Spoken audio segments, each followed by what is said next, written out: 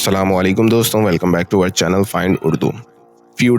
Feudal کا مطلب ہے زمیندارانہ نظام کا تعلق۔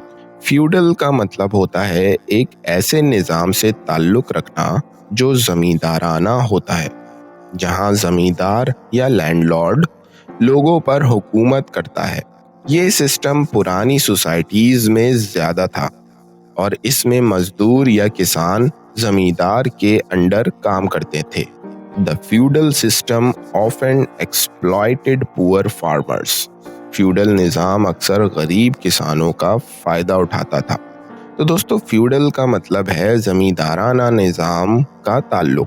امید ہے اب آپ کو فیوڈل کا مطلب سمجھ میں آ گیا ہوگا۔ ملتے ہیں نیکسٹ ویڈیو میں، شکریہ۔